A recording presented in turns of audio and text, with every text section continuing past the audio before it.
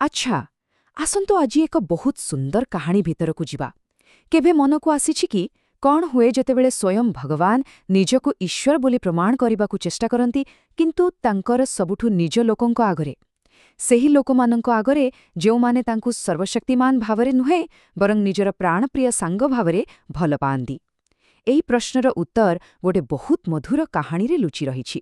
ଥରେ କଣ ହେଲା ନା, ସ୍ୱୟଂ ପରମେଶ୍ୱର ଶ୍ରୀକୃଷ୍ଣ ତାଙ୍କର ସବୁଠାରୁ ପ୍ରିୟ ବାଲ୍ୟବନ୍ଧୁ ମାନେ ବ୍ରଜବାସୀମାନଙ୍କୁ କହିଲେ, ମୁଁ ହିଁ ଭଗବାନ। ଦେଖନ୍ତୁ, ଏଇଟା କିଛି ଅହଙ୍କାର ନଥିଲା ଆଜ୍ଞା, ବାସ୍ ଗୋଟେ ସିଧା ସରଳ କଥା। ସେ ଭାବିଥିଲେ ଏମିତି କହିଲେ ସବୁକିଛି ବୋଧମେ ସ୍ପଷ୍ଟ ହେଇଯିବ। କିନ୍ତୁ ଗୋଟେ ଅସୁବିଧା ଥିଲା। ସେମାନଙ୍କ ଭଲ ପାଇବାଟା ଏତେ ନିଜର ଥିଲା, ଏତେ ଗଭୀର ଥିଲା ଯେ ସେଥିରେ ଡର ବା ଆଶ୍ଚର୍ଯ୍ୟ ହେବାର ଜାଗା ହିଁ ନଥିଲା। ତାଙ୍କ ପାଇଁ କୃଷ୍ଣ କେବଳ ଈଶ୍ୱର ନଥିଲେ, ସେ ଥିଲେ ଆମର କୃଷ୍ଣ। ତେଣୁ ସେ ଈଶ୍ୱର ବୋଲି ମାନିନେବାଟା ତାଙ୍କ ସମ୍ପର୍କରେ ଗୋଟେ ଦୂରତା ଆଣିଦେବା ଭଳି ଥିଲା।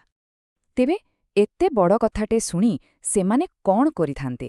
କେମିତି ହେଇଥାନ୍ତା ତାଙ୍କର ପ୍ରତିକ୍ରିୟା? ବାସ୍ ଏଠୁ ହିଁ ତ କାହାଣୀର ସବୁଠୁ ମଜାଦାର ଅଂଶ ଆରମ୍ଭ ହେଉଛି। ଚାରିବାହୁ ବନ୍ଧୁ କୃଷ୍ଣଙ୍କର ଦିବ୍ୟତା ପ୍ରକାଶ କରିବାର ଯୋଜନା। ଆଚ୍ଛା, ପ୍ରଥମେ କୃଷ୍ଣଙ୍କର ପ୍ଲାନ୍ଟାକୁ ଟିକେ ବୁଝିବା। ଦେଖନ୍ତୁ, ସେ ନିଜକୁ ବଡ଼ ବୋଲି ଦେଖାଇବାକୁ ଏମିତି କରୁନଥିଲେ। ସେ ଚାହୁଁଥିଲେ ତାଙ୍କ ସାଙ୍ଗମାନେ ଯେଉଁ ଛୋଟ ଛୋଟ ପାପ କରିଦେଉଥିଲେ, ମାନେ ଭଲ ପାଇବା ଭିତରେ, ଯେମିତିକି ତାଙ୍କୁ ଘୋଡ଼ା କରି ପିଠିରେ ଚଢ଼ିବା, ସେସବୁରୁ ସେମାନଙ୍କୁ ମୁକ୍ତ କରିବାକୁ। ସେ ଭାବିଥିଲେ ଥରେ ଯଦି ସେମାନେ ତାଙ୍କ ଈଶ୍ୱରୀୟ ରୂପ ଦେଖି ପ୍ରଣାମ କରିଦେବେ, ସେମାନଙ୍କର ସବୁ ଦୋଷ କ୍ଷମା ହେଇଯିବ। ତ ତାଙ୍କର ପ୍ଲାନ୍ଟା ଏକଦମ ସିଧାସାଧା ଥିଲା। ଷ୍ଟେପ୍ 1, ସବୁ ସାଙ୍ଗମାନଙ୍କୁ ଡାକିବେ। ଷ୍ଟେପ୍ 2, ନିଜର ଚମତ୍କାର ଚାରିହାତ ଥିବା ରୂପ ଦେଖେଇବେ। ଷ୍ଟେପ୍ 3, ସମସ୍ତେ ଆଶ୍ଚର୍ଯ୍ୟ ହେ ତାଙ୍କୁ ପୂଜା କରିବେ।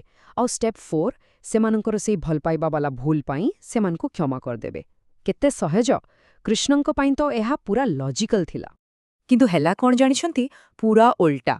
ଆଶ୍ଚର୍ଯ୍ୟ ହେବା ତ ଦୂରର କଥା, ବ୍ରଜବାସୀମାନେ ପଚାରିଲେ, ଆରେ ଲାଲା, ଏ ନୂଆ ହାତ ଦିଟା କୋଉ ଦୋକାନରୁ ଆଣିଲୁ? ଆମକୁ ଟିକେ ସେ ଦୋକାନ ନାଁଟା କହିଲୁ। ଖାଲି ସେତିକି ନୁହେଁ, ତାଙ୍କର ଦିବ୍ୟ ଅସ୍ତ୍ରଶସ୍ତ୍ରକୁ ଖେଳଣା ଭାବି ଏପଟ ସେପଟ ଧରି ପଳେଇଲେ। ମାନେ ପ୍ଲାନ୍ ପୁରା ଫ୍ଲପ୍। ତେବେ ଯେତେବେଳେ କୃଷ୍ଣ ଦେଖିଲେ ଯେ ତାଙ୍କର ସିଧାସଳଖ ପ୍ଲାନ୍ କାମ କଲାନି, ସେ ଆଉ ଗୋଟେ ଲୀଳା ଆରମ୍ଭ କଲେ। ସେ ବ୍ରଜବାସୀଙ୍କୁ କହିଲେ ଇନ୍ଦ୍ରଙ୍କ ବଦଳରେ ଗୋବର୍ଦ୍ଧନ ପର୍ବତର ପୂଜା କରିବାକୁ। ଆଉ ଗୋବର୍ଦ୍ଧନ ଆଉ କେହି ନୁହନ୍ତି, ସେ ଥିଲେ ନିଜେ କୃଷ୍ଣଙ୍କର ଏକ ରୂପ। କିନ୍ତୁ ଏ କଥା ଦେବରାଜ ଇନ୍ଦ୍ରଙ୍କୁ ଆଦୌ ଭଲ ଲାଗିଲାନି। ତାଙ୍କ ଇଗୋକୁ ବହୁତ ବଡ଼ ଆଘାତ ଲାଗିଲା। କାହିଁକିନା ଏତେ ବର୍ଷ ଧରି ବ୍ରଜବାସୀ ତାଙ୍କରି ତ ପୂଜା କରୁଥିଲେ। ଆଉ ଏଇଠି ଭଗବାନ ଆଉ ଦେବତାଙ୍କ ଭିତରେ ଥିବା ପ୍ରକୃତ ଫରକଟା ଆମେ ବୁଝିପାରିବା। ଗୋଟେ ପଟେ ଭଗବାନ ଶ୍ରୀକୃଷ୍ଣ, ଯାହାଙ୍କର ଗୋଟିଏ ଗୋଟିଏ ରୋମକୂପରେ କୋଟି କୋଟି ବ୍ରହ୍ମାଣ୍ଡ ଅଛି, ଆଉ ଆରପଟେ ଦେବରାଜ ଇନ୍ଦ୍ର, ଯିଏ କେବଳ ଗୋଟିଏ ପୂଜା ବନ୍ଦ ହେଇଗଲା ବୋଲି ରାଗରେ ପୁରା ଜଳି ଯାଉଛନ୍ତି। ଏଇଟା ହିଁ ତଫାତ୍, ବିଶାଳତା ଆଉ ସଂକୀର୍ଣ୍ଣତା ଭିତରେ। ଇନ୍ଦ୍ରଙ୍କ ରାଗ ଏତେ ବଢ଼ିଗଲା ଯେ ସେ ଏକ ପ୍ରଳୟ ହାଣିଦେଲେ। ଭାବିପାରୁଛନ୍ତି? ଏମିତି ବର୍ଷା ହେଲା ଯେମିତି ଲାଗୁଥିଲା ବର୍ଷା ବୁନ୍ଦା ନୁହେଁ, ହାତୀର ଶୁଣ୍ଢରୁ ପାଣି ପଡ଼ୁଛି। ତାଙ୍କର ଗୋଟିଏ ହିଁ ଉଦ୍ଦେଶ୍ୟ ଥିଲା, ପୁରା ବ୍ରଜଭୂମିକୁ ପାଣିରେ ବୁଡ଼େଇ ଦେବା। ଆଉ ଏଇଠୁ କାହାଣୀର କ୍ଲାଇମ୍ୟାକ୍ସ ଆରମ୍ଭ ହେଲା। ଏଭଳି ଭୟଙ୍କର ଦୃଶ୍ୟ ଦେଖି ବ୍ରଜବାସୀମାନେ ଡରିଗଲେ। ସେମାନଙ୍କ ପାଖରେ ଗୋଟିଏ ହିଁ ଆଶା ଥିଲା, ତାଙ୍କର କୃଷ୍ଣ। ସମସ୍ତେ ଦୌଡ଼ିଲେ ତାଙ୍କ ପାଖକୁ। ଆଉ ସେତେବେଳେ କୃଷ୍ଣ ଏମିତି ଏକ ଚମତ୍କାର ଦେଖାଇଲେ, ଯାହା ସେମାନଙ୍କ ପ୍ରେମର ସବୁଠୁ ବଡ଼ ପରୀକ୍ଷା ନେଲା। ଦିନେ କି 2 ଦିନ ନୁହେଁ, ପୁରା 7 ଦିନ ଆଉ 7 ରାତି ଶ୍ରୀକୃଷ୍ଣ ସେହି ବିଶାଳ ଗୋବର୍ଦ୍ଧନ ପର୍ବତକୁ ନିଜର ସବୁଠୁ ସାନ ଆଙ୍ଗୁଠି, କାଣି ଆଙ୍ଗୁଠିର ଅଗରେ ଉଠେଇ ଧରିଲେ। ଆଉ ତା ତଳେ ପୁରା ବ୍ରଜମଣ୍ଡଳ, ସବୁ ଗାଈଗୋରୁ ସମସ୍ତେ ସୁରକ୍ଷିତ ଥିଲେ। ଏଇଟା କେବଳ ପାୱାର ଦେଖେଇବା ନଥିଲା, ଏଇଟା ଥିଲା ସୁରକ୍ଷାର ପ୍ରତିଶ୍ରୁତି। କିନ୍ତୁ ଏବେ ଶୁଣନ୍ତୁ କାହାଣୀର ସବୁଠୁ ଆଶ୍ଚର୍ଯ୍ୟକର କଥା। ସେହି ପର୍ବତ ତଳେ ଠିଆ ହୋଇଥିବା ବ୍ରଜବାସୀମାନେ କଣ କହିଲେ ଜାଣନ୍ତି? ସେମାନେ କୃଷ୍ଣଙ୍କୁ କହିଲେ, ଆରେ ଲାଲା, ତୁ ଚିନ୍ତା କରନି, ତୋ ଆଙ୍ଗୁଠି କାଢ଼ି ନେଲେ ବି ଚଳିବ। ଦେଖୁନୁ, ଆମେ ସମସ୍ତେ ଆମ ଆମ ବାଡ଼ି ଲଗେଇକି ପର୍ବତଟାକୁ ଟେକି ଧରିଛୁ। ଭାବନ୍ତୁ ତ ଥରେ, ତାଙ୍କ ପ୍ରେମ ଏତେ ଶକ୍ତିଶାଳୀ ଥିଲା ଯେ ସେମାନେ ଭାବୁଥିଲେ ସେମାନଙ୍କ ବାଡ଼ି ହିଁ ପର୍ବତଟାକୁ ଧରି ରଖିଛି। ଏଇଠି ହିଁ କାହାଣୀର ମୂଳ କଥା ଲୁଚି ରହିଛି। ସେମାନଙ୍କ ମନରେ ଏମିତି ଥିଲା, ହେ ଲାଲା, ତୁ ଯାହା କହିବୁ ଆମେ ମାନିବ, କିନ୍ତୁ ଗୋଟିଏ କଥା ଛଡ଼ା, ଯେ ତୁ ଭଗବାନ। ନିଶ୍ଚୟ କୋଉ ବାବାଜୀଙ୍କଠୁ ପାହାଡ଼ ଉଠେଇବାର କୌଣସି ଟ୍ରିକ୍ ଶିଖିଛୁ। କାହିଁକି ନା କାରଣ କୃଷ୍ଣ ପୁରା ଦୁନିଆର ଭଗବାନ ହେଇପାରନ୍ତି, କିନ୍ତୁ ତାଙ୍କ ପାଇଁ ସେ କେବଳ ଆମର ଲାଲା ଥିଲେ। ଆଉ ଶେଷରେ ଇନ୍ଦ୍ରଙ୍କର ଅହଙ୍କାର ଭାଙ୍ଗିଲା। ସେ ଆସି କ୍ଷମା ମାଗିଲେ, ବର୍ଷା ବି ବନ୍ଦ ହେଲା, ବ୍ରଜବାସୀ ସବୁ ସୁରକ୍ଷିତ। କିନ୍ତୁ ସେମାନେ ଏବେ ବି ଦ୍ୱନ୍ଦ୍ୱରେ ଥିଲେ ଯେ ଏସବୁ ହେଲା କେମିତି। ଆଉ ସେତେବେଳେ କୃଷ୍ଣ ନିଜ ଶକ୍ତିର ଅସଲି ରହସ୍ୟ ଖୋଲିଲେ। ଆଉ ତାଙ୍କ କଥା ଶୁଣି ସମସ୍ତେ ଆଶ୍ଚର୍ଯ୍ୟ ହୋଇଗଲେ। ଏଇଟା ଥିଲା ନମ୍ରତାର ସବୁଠୁ ବଡ଼ ଉଦାହରଣ।